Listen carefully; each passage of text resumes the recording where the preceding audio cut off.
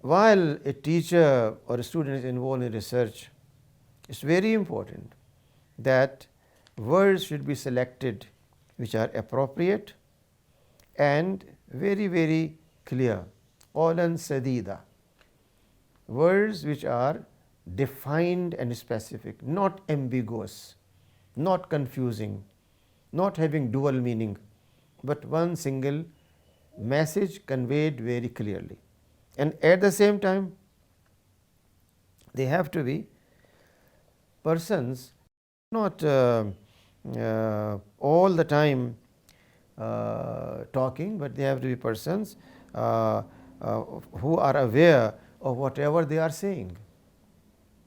Every single word has to be questioned in the day of judgment, whatever you said and uttered. Not only saying about people irrelevant things, irresponsible things, but anything said. If a person can communicate a message in one sentence,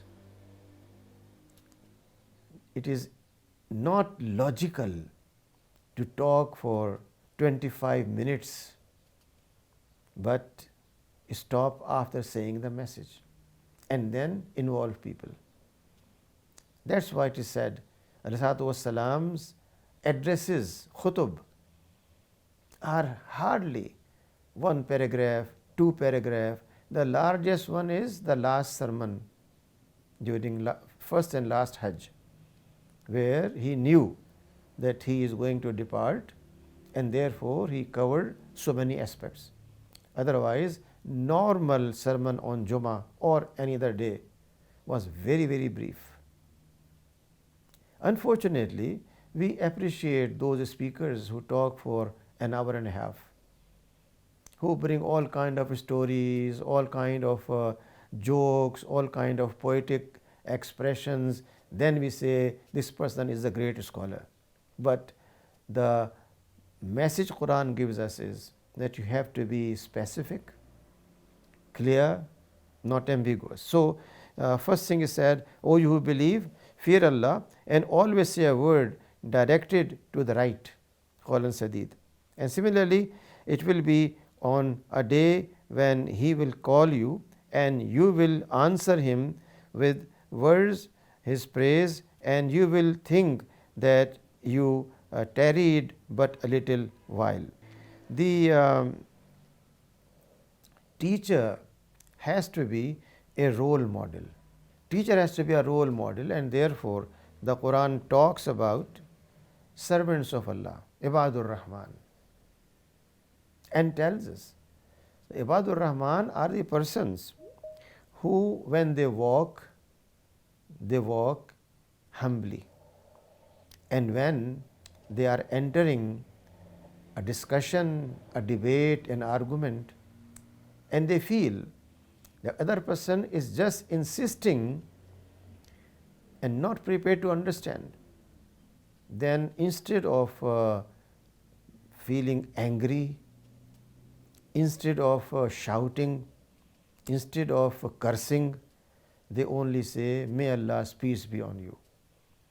They pray for him, for guidance, for moderation, for Allah's blessing, and in a very polite and decent way conclude the discussion. Therefore, quite often a faculty member and other faculty member enters an argument and both insist that they are right. The Quran tells us in such situation, have a pause, and that pause must be based on a peaceful way of saying salam, which means let's shelve it for a while, we'll think later, you also think about it, and it's not life and death, it's a matter of ongoing discussion. And same applies in a class. A student asks a very good question which teacher has no idea. What should he say? Give him some confusing information, try to evade so his lack of knowledge is not exposed and students think that he is really a great knowledgeable person. Or very humbly tell the student, it's a beautiful question you have raised, but let's discuss it in our next class. Or ask the student, what do you think about the question yourself? How would you answer it? And listen the question and his answer, and then say, although you have answered very well, but I think we need further research, and let's work together. You go back and research, and I'll go back and research. In next class, we will discuss in more detail.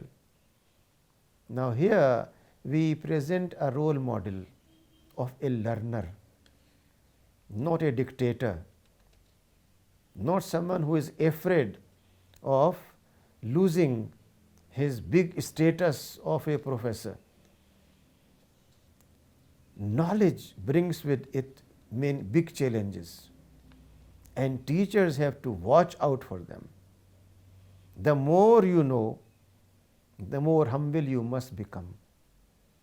Not that since you are a HOD or Dean or Vice Chancellor, the moment a person raises the question, before it is completed, you jump and say, I know it, and answer. No, that's the most arrogant way of answering. First and foremost, very patient hearing, learning how to listen. If you don't learn how to listen, you cannot teach students how to listen. They must learn from you how patiently, coolly you listen to them. That educates them. That gives them a role model.